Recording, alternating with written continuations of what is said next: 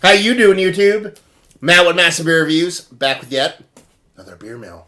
Look at that, another beer mail. It says up on it, too. Just noticed that right now.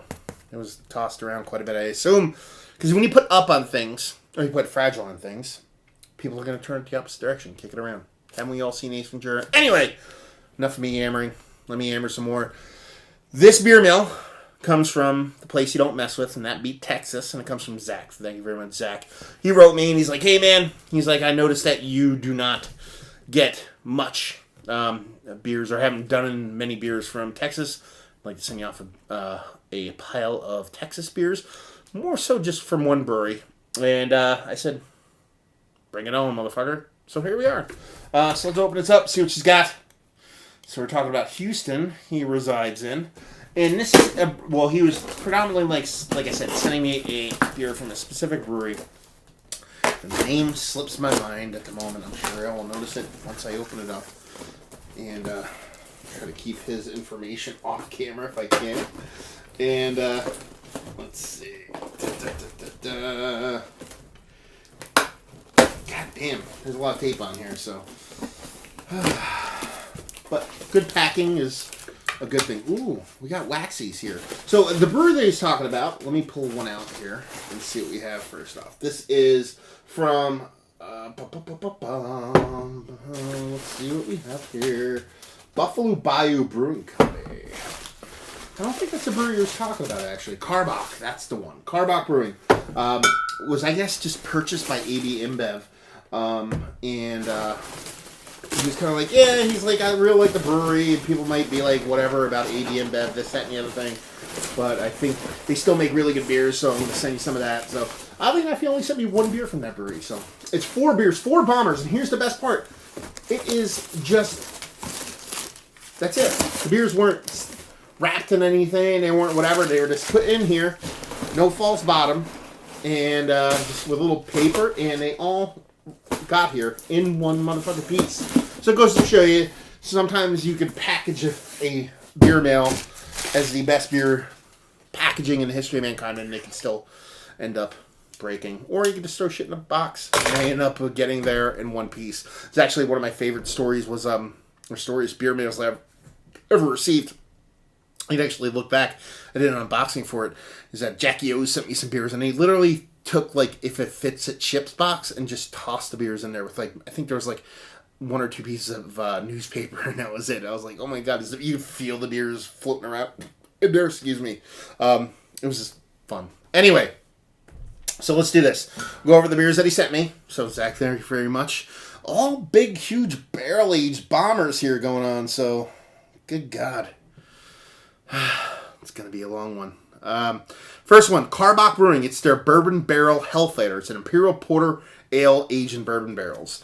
Government warning on this side. Over here we have story time. It says, if you like darker, more robust ales and you also have a penchant for whiskey, you may have reached the promised land. Promised land, not promised land. Promised. We took our Hellfighter Imperial Porter aged in bourbon barrels for several months. Alluring aromas of vanilla, chocolate, coffee give way to rich malty sweetness and slowly transitions to a silky oaky finish. Bourbon Barrel Aged Hellfighter is a special brew that is best enjoyed with hearty foods, decadent desserts, or finest cigars. Ready to drink now in a snifter-style glass at 40 to 50 degrees. This fine ale will also benefit from years of selling under proper conditions. Yeah, label-wise, it's okay. I like me some big fat fonts. I'm not too crazy, so first one doesn't sound too shabby. Sipping on some sippy poos here. And let's go to this one next. This is Buffalo Bayou Red Velvet Stout. Fat Kid Heaven. I love that shit on there. Nice kind of velvety wax kind of rolling off the edge here. It's a 2007 bottled February, 8.1% alcohol by volume. So Red Velvet Stout. It says, talks about its series over here. Houston's most creative brewery. On the side here we have story time. We have richly decadent. This voluptuous dessert will seduce and ravage your taste buds. Then cuddle with them in the afterglow. Hints of cherries and intermingle with malt for dark chocolate mouthfeel. Finishing dry and savory. I butchered that line. Anyway, best enjoyed slightly chilled in a Belgian tulip or snifter. So yeah, likewise, it's cool. It reminds me of something. I don't know. I don't know if it's another brewery's kind of labeling, but I mean, I'm a sucker for wax. I'm not gonna lie. I dig it. Got another one. Their last three are from Buffalo Bayou. This is their Buffalo Bayou. This is their Figueroa quad with figs. It's a 2007 dark and fruity 11% alcohol by volume beer. On the side here it says, when our friends at the opera asked us to brew something truly creative to celebrate the opening night of The Barber of Seville, we needed a secret ingredient as dark, sweet, and tricky as Figueroa himself. Figs contribute a rich, round earthiness to malts, dark fruits, raisin flavors, singing bass, while the traditional Belgian quad yeast strain, peppers, and spicy light fruit flavors. Of our crazy experiments, this one's our Grand Cru. Okay, so it's not barrel aged; it's just how waxed.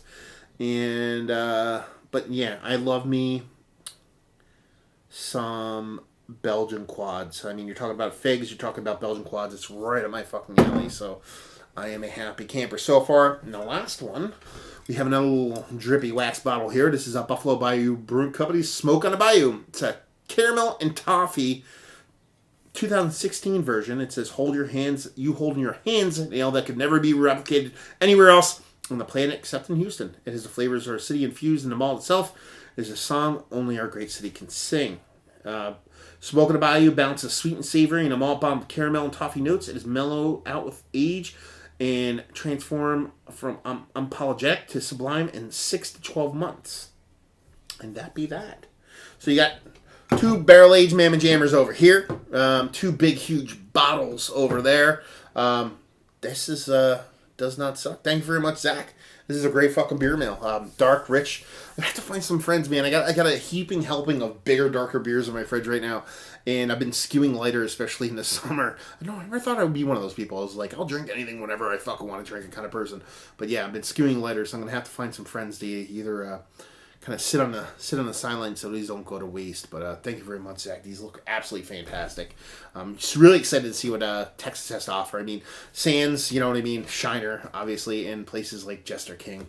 And I think that's pretty much it. That's all I've really had from Texas. So it's cool not only see stuff from Texas, but to see some big dark barrel-aged offerings and big, more robust beers and see what all that mess is down there in ye old Texas. So thank you very much, guys, Zach, and you guys for watching. Hopefully you guys enjoyed the unboxing. Hopefully you enjoy me chugging these motherfuckers. And hope to see you next time. Cheers.